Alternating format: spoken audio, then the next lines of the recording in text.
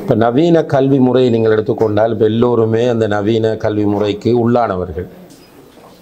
ஒன்று நாம் படித்திருப்போம் அல்லது நம்முடைய பிள்ளைகள் அந்த கல்வியை பெற்று கொண்டிருப்பார்கள், அல்லது சிலர் டீச்சர்ஸாக கூட இருக்கலாம், சிலர் நிர்வாகிகளாக இருக்கலாம். நவீன கல்வி முறையை நாம் எடுத்து பார்க்கிற போது இந்த கல்வி முறையில் சில முக்கியமான சிக்கல்கள் இருப்பதை நம்ம அவதானிக்க முடிகிறது. அதில் முதலாவது நிறைய விஷயங்கள் இருக்கின்றன. நான் 3 விஷயங்களை நான் இங்கே டச் பண்ணுகிறேன். அதில் ஒன்று உலகமயமாக்கல் என்கிற ஒரு பிரச்சனை நவீன காலத்தில் பேசப்பட்டு கொண்டு வருகிறது. குளோபலைசேஷன், பூகோளமயமாக்கல் அல்லது உலகமயமாக்கல். இது தொடர்பாக தெரிஞ்சவங்க இந்த கை தூக்கணும், இந்த கைகளை தூக்கணும். இந்த குளோபலைசேஷன் தொடர்பான நாலேஜ் உள்ளவங்க, ஜென்ரல் நாலேஜ் தான். இது ஒரு முக்கியமான விஷயம். இது இந்த குளோபலைசேஷன்ன்றது முக்கியமான விஷயம். இன்றைக்கு நம்ம சொல்கிறோமே உலகம் ஒரு கிராமம் என்ற கான்செப்ட். உலகத்தை ஒரு கிராமம் என்பதை விட இப்போ ஒரு ரூம், ஒரு அறையாக இது மாறிவிட்டது உலகம். இதனுடைய பின்னணியில் இருப்பது இந்த குளோபலைசேஷன் தான். குளோபலைசேஷனால் நிறைய நன்மைகள் இருந்தாலும் இதனுடைய நிறைய பின்னணிகள் இந்த குளோபலைசேஷனுக்கு இருக்கிறது. இதில் முக்கியமான அரசியல் பின்புலம் ஒன்று இருக்கிறது. ரெண்டாவது பொருளாதாரம். முக்கியமாக வேறு பல விஷயங்கள் இருந்தாலும் அரசியல் ஒன்று இருக்கிறது, பொருளாதாரம் இன்னும் ஒரு பக்கம் இருக்கிறது.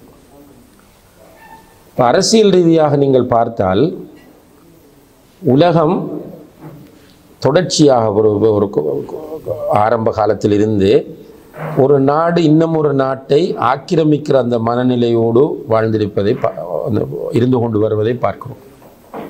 அந்த வகையில்தான் குறிப்பாக மேற்குலக நாடுகள் கீழைத்திய நாடுகளை தங்களுடைய கட்டுப்பாடுகளில் வைத்திருந்தன. இப்போ இந்தியா, ஸ்ரீலங்காவெல்லாம் பிரிட்டிஷ், அதுக்கு முதல் போர்த்துகீஸ், ஒல்லாந்தர்கள் என்று மேற்குலக நாட்டில் உள்ளவர்கள் வந்து இந்த நாடுகளை ஆக்கிரமித்து கொண்டிருந்தார். அது மாதிரி அரபு நாடுகளை நீங்கள் எடுத்து பார்த்தாலும் அந்த நாடுகளும் இவ்வாறு இப்போ எகிப்து, பிரான்ஸு கீழ் இருந்தது.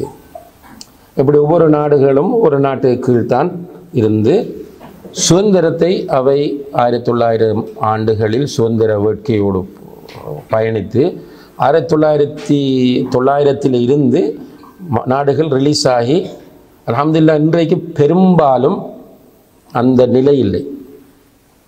அவரவர் தனித்தனியாக சுதந்திரமாக ஆட்சி செய்யக்கூடிய நிலை ஏற்பட்டிருக்கிறது. இது ஒரு கொலனியல் என்பது ஒரு நோய். ஒரு நாடு இன்னும் ஒரு நாட்டை தன்னுடைய கட்டுப்பாட்டில் வைத்து அடிமைப்படுத்தும்.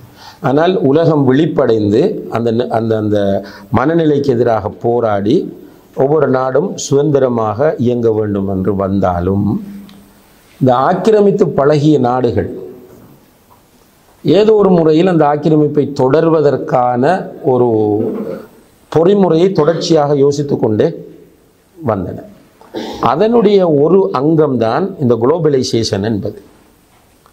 இதற்குள் என்ன நடக்கிறது என்று கேட்டால், சில நேரடியாக நிர்வாக ரீதியாக ஆட்சி செய்ய முடியாமல் போகிற இடங்களில் பொருளாதார ரீதியாக அவர்களை தங்களுடைய கட்டுப்பாட்டுக்குள் கொண்டு வருவது.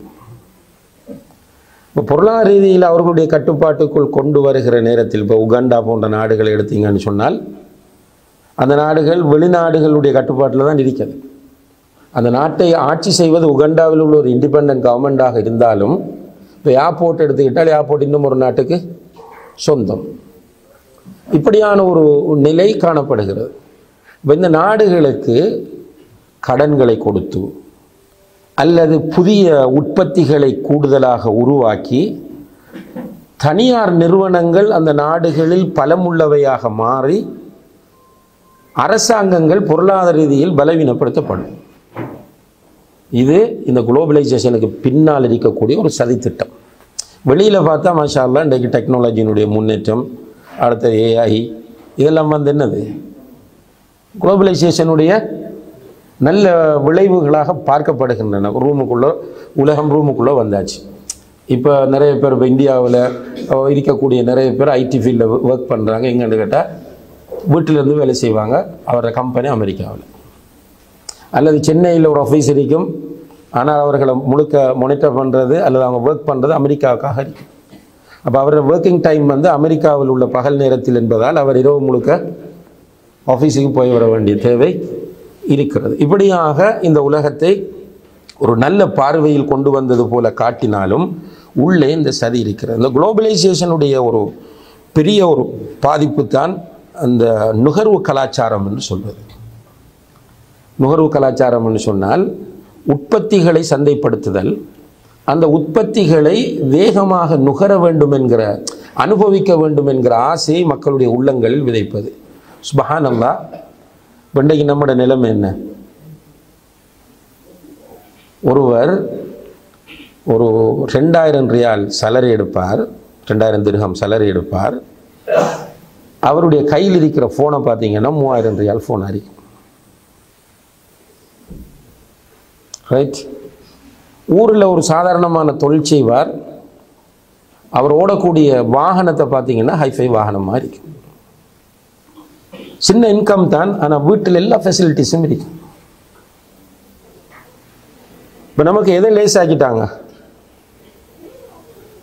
கன்சம்ஷன், நுகர்வை லேஸ் ஆக்கிட்டாங்க. எப்படி லேஸ் ஆக்கிட்டாங்க? ஒரு கார்டுக்குள்ளே கொண்டு வந்துட்டாங்க. இப்போ சில நாடுகளில் சில இடங்களில் நம்ம பார்க்குறோம், கேஷ் கொடுத்து ஒரு பொருளை வாங்குவதற்கும் கிரெடிட் கார்டில் அந்த பொருளை வாங்குவதற்கும் இடையில் விலையில் வித்தியாசம் இருக்கிறது. இந்த கிரெடிட் கார்டுக்கு பொருள் வாங்கினா தான் கூடுதலாக கொடுக்க வேண்டும். இதுதான் நம்மளோட பகுத்தறிவு சொல்லக்கூடிய உண்மை. ஆனால் கிரெடிட் கார்டு கொடுத்தால் உங்களுக்கு டிஸ்கவுண்ட் இருக்கிறது, கேஷ் கொடுத்தா டிஸ்கவுண்ட் இல்லை. என்ன இருக்குள்ள? கேஷ் கொடுத்த ஒரு பொருள் வந்து 1,00,000 ரூபாய் இந்தியாவில். 1,00,000 ரூபாய் கொடுத்து நீங்கள் கேஷ் கொடுத்து வாங்கினா 1,00,000. அதே பொருளை நீங்கள் கிரெடிட் கார்டு கொடுத்து வாங்கினால் 97,000. இப்போ 3,000 ரூபா உங்களுக்கு டிஸ்கவுண்ட் கிரெடிட் கார்டில் வாங்கினதால். இதில் எதற்கு நம்ம நிர்பந்திக்கப்படுகிறோம்? கடனுக்கு நிர்பந்திக்கப்படுறோம். ஆட்டோமேட்டிக்காக கடன் வந்தால் வட்டி, வட்டி வந்தால் அடிமை. இப்போ நிறைய நாடுகள் கடன் பட்டு அவங்களால் அடுத்த கட்டத்துக்கு போகாமல் திவாலாகக்கூடிய, பேங்க்ரப்ட் ஆகக்கூடிய நிலையை பார்த்து கொண்டு, இது குளோபலைசேஷனுடைய ஒரு பெரிய பாதிப்பு. அது இதிலேருந்து எப்படி நம்ம விடுதலையாக போகிறோம்ன்றது அல்லாஹு ஆலம். எல்லாருக்கும் ஃபோன் தேவை, எல்லார வீட்டுக்கும் ஹைஃபை ஃபர்னிச்சர்ஸ் தேவை, எல்லார வீட்டுக்கும் ஏசி தேவை, எல்லார வீட்டுக்கும் எல்லாம் தேவை, நல்ல வாகனம் தேவை. வாங்குறது கஷ்டமா? கிரெடிட் கார்டில் வாங்கலாம், இன்ஸ்டால்மெண்ட்டில் வாங்கலாம். ரைட்? வேண்டிய முறையில் பர்ச்சேஸ் பண்ணுவதற்கான ரூட் ஓப்பன் பண்ணப்பட்டிருக்கிறது. அப்போ அரசியல், பொருளாதாரம், குளோபலைசேஷன், இதற்கு ஏற்ற தாக்கம் கல்வியிலும் ஏற்படுத்தப்பட்டிருக்கிறது. இந்த நவீன கல்வி முறையில் இந்த குளோபலைசேஷனுடைய தாக்கம் மிகப்பெரிய அளவில் வந்திருப்பதை நாம் பார்க்கிறோம். அடுத்ததாக, இந்த குளோபலைசேஷனுடைய தாக்கத்தினால் கல்வி என்பது விழுமியங்களை இழந்து வெறுமனே பொருளாதாரத்தை மட்டும் இலக்காக கொண்ட கல்வி. நம்ம எதுக்கு இப்போ நீங்கள் உங்களோட பிள்ளை 7 வரைக்கும், அதாவது +2 வரைக்கும் படிக்கும்போது நீங்கள் ஏதோ ஒரு முறையில் படிப்பீங்க. ஓஎல் ஓகே, ஜென்ரலாக எல்லாருமே 10th படிப்பிக்கும் போது அதை எல்லாரும் ஒரே சப்ஜெக்ட் எடுக்க வேண்டும் என்கிற நிலையில் ஸ்கூலுக்கு விடுறீங்க. +2 படிப்பிக்கும் போது நீங்கள் தெரிவு செய்யக்கூடிய செட் ஸ்ட்ரீம், என்ன ஸ்ட்ரீமை நீங்கள் தெரிவு செய்வீர்கள்? இப்போ என்னிடம் வந்து ஒரு மாணவர் கேட்கிறார், ஷேக் நான் வந்து 10th ஓஎல்ல நல்ல ரிசல்ட்ஸ் எடுத்திருக்கிறேன், ஏழுக்கு என்ன படித்தால் நல்லம் என்று நினைக்க, அல்லது உங்களிடம் கேட்கிறார், நீங்கள் என்ன அட்வைஸ் பண்ணுவீங்க? இந்த கோர்ஸை இதை படித்தா உனக்கு நல்ல ஃப்யூச்சர் இருக்கிறது. +2 பாஸ் ஆகிட்டார். அடுத்தது என்ன அவர் பண்ணுறது? என்ன டிகிரி பண்ண போகிறார்? என்ன டிப்ளமா பண்ண போகிறார்? இந்த நேரத்தில் நம்மகிட்ட அட்வைஸ் கேட்டால் நம்ம என்ன சொல்லுவோம்? இல்லை, நம்மளோட பிள்ளைக்கு நம்ம போய் என்ன அட்வைஸ் கொடுக்குறோம்? நீ E1க்கு போ, சிவில் இன்ஜினியரிங் செய், நீ குவான்டிட்டி சர்வீஸுக்கு போ, நீ என்னது பிபிஏ பண்ணு, நீ இந்த கோர்ஸ் கம்ப்யூட்டர் சயின்ஸை சூஸ் பண்ணு. எதுக்கு இந்த அட்வைஸ் பண்ணுறோம்? உழைக்கணும். நல்ல தெளிவாக புரிஞ்சு கொள்ளுங்க. கல்வியினுடைய தத்துவத்தை பற்றி இப்போ நம்ம ஏற்கனவே ரூசோ, அதே மாதிரி மற்ற ஆக்கள் சொன்னது, ஜோன் டூயி, பிளேட்டோ சொன்னதை பார்த்தோம். இதுதான் கல்வியினுடைய தத்துவம். கல்வி என்ன செய்ய வேண்டும்? பிள்ளைகளுக்குரிய ஆளுமையை வளர்ச்சி செய்ய வேண்டும், வாழ்வதற்குரிய ஒழுக்கங்களையும் அனுபவங்களையும் பெற்றுக் கொடுக்க வேண்டும் என்று சொன்னோம். அப்போ நம்ம கல்விக்கு பேரண்ட்ஸ் பிள்ளைகளை கல்வித்துறையில் நம்ம ஸ்கூலை அல்லது காலேஜை தேர்வு செய்யும் போது, யூனிவர்சிட்டியை தேர்வு செய்யும் போது ஒழுக்க விழுமியங்கள் என்பது நமக்கு முக்கியமானது அல்ல. ஹவு டு லிவ் என்பது முக்கியமானது அல்ல. இதனால தான் இன்றைக்கு பாருங்க, பெரிய பெரிய ப்ரொஃபஷனல் நல்லா படித்தவர் ஒரு சின்ன ப்ராப்ளம் சால்வ் பண்ண தெரியவில்லை. ஃபேமிலியில் ஏற்படக்கூடிய ஒரு சின்ன ப்ராப்ளம் தீர்க்க அவரால் முடியவில்லை. நான் கவுன்சிலர் என்கிற வகையில் சில நேரம் பெரிய பெரிய ப்ரொஃபஷனல்ஸை சந்தித்திருக்கிற ஸ்ட்ரெஸ். ஆனால் அவர் யூனிவர்சிட்டியில் போனால் ப்ரொஃபஸர், கம்பெனியில் போனால் GM, இங்கே வந்தால் இன்னும் ஒரு போஸ்ட் மெடிக்கல் ஆஃபீஸர். ஆனால் அவருக்கும் மனைவிக்கும் இடையில் ஏற்பட்ட ஒரு சின்ன பிரச்சனை. இந்த பிரச்சனை எவ்வாறு தீர்ப்பது என்பது அவருக்கு தெரியவில்லை. தன்னுடைய பிள்ளைகளுக்கு ஏற்படக்கூடிய சின்ன பிரச்சனைகள் எப்படி தீர்ப்பது என்பது தெரியவில்லை. அண்டை வீட்டாரோடு ஏற்பட்ட ஒரு சின்ன முரண்பாட்டை எப்படி தீர்ப்பது என்பது அவர்களுக்கு தெரியவில்லை.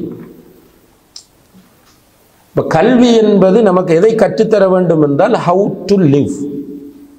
இந்த உலகத்தில் 65-70 வருடங்கள் நான் வாழப்போகிறேன். வாழுகிற காலத்தில் நான் மகிழ்ச்சியாக எப்படி வாழ வேண்டும், என்னால் யாருக்கும் தொல்லை வரக்கூடாது, நானும் யாருடைய தொல்லைக்கும் உள்ளாகக்கூடாது.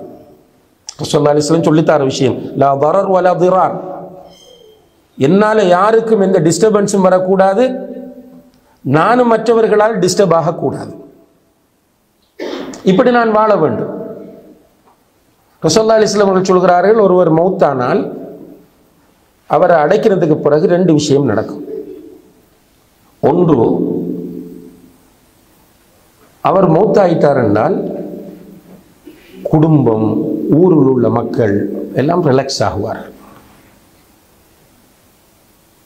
விளங்க சொல்றது, அவர் மௌத்தானார் என்றால் குடும்பத்தில் உள்ளவங்க relax, friends relax, neighbours relax, ஊரில் உள்ளவங்களுக்கு மகிழ்ச்சி, கீழே வேலை செஞ்சவங்களுக்கு மகிழ்ச்சி. சில நேரங்களில் பறவைகள், மரங்கள், மிருகங்கள் கூட அவன் மௌத்தானால் ரிலாக்ஸ் ஆகும் என்று சொல்கிறார்கள். இப்படி ஒரு நிலை. இன்னும் ஒரு நிலை இருக்கிறது, ஒருவர் மௌத்தானால் ஃபேமிலி, ஃப்ரெண்ட்ஸ், ஊர், வேலை செய்தவர்கள் எல்லாருமே அவரை மிஸ் பண்ணுவார்கள். ரசூலுல்லாஹி அலைஹி வஸல்லம் சொன்னாங்க, உலகமே ரிலாக்ஸ் ஆகக்கூடிய நிலையில் ஒருவன் தொலைந்து போகிறான் என்றால் அவன் அடுத்தடுத்த கட்டமெல்லாம் டேஞ்சர். அவன் இந்த உலகத்தில் வாழ வேண்டும், அவன் மௌத்தான மிஸ் பண்ணணும் எல்லோரும். இது இஸ்லாம் கற்றுத்தரக்கூடிய மிக முக்கியமான ஒரு பேசிக்கான அம்சம் வாழ்க்கைக்கு. இதை நீங்க கவனத்தில் எடுங்க. நீங்க யோசிங்க, நான் மௌத்தான என்ன எல்லோரும் மிஸ் பண்ண வேண்டும் என்று பேர் வார நேரத்தில் எல்லாம் எனக்காக துஆ செய்ய வேண்டும். மாஷா அல்லாஹ். இப்போ நம்ம செய்கிறோமா இல்லையா? சிலருக்கு அவரை பேர் எடுத்தவொன்னே மாஷா அல்லாஹ், தபாரக்கல்லாஹ், அவர் ஒரு நல்ல மனிதர், எல்லாருக்கும் ஓடி ஓடி உதவி செய்வார், எப்போதும் சிரித்த முகம், குடும்ப இன்ப துன்பங்களில் முன்னிலையில் இருப்பார், ஒரு அனர்த்தம் நடந்தால் அவர்தான் இருப்பார், சதகா செய்வார், விட்டு கொடுப்பார், எவ்வளவு பிரச்சனையும் சிம்பிளாக சால்வ் பண்ணக்கூடியவர் என்று இன்று சிலரை நம்ம சொல்றோமா? இதான் மிஸ்ஸிங். அவரை மிஸ் பண்றோம். நான் மௌத்தான என்னை நீங்கள் மிஸ் பண்ண வேண்டும். நீங்கள் மௌத்தானால் உங்களுடைய குடும்பம், உங்களுடைய நண்பர்கள் உங்களை மிஸ் பண்ண, அப்படி வாழ வேண்டும். அந்த வாழ்க்கை முறையை சொல்லித் தருவதுதான் கல்வி.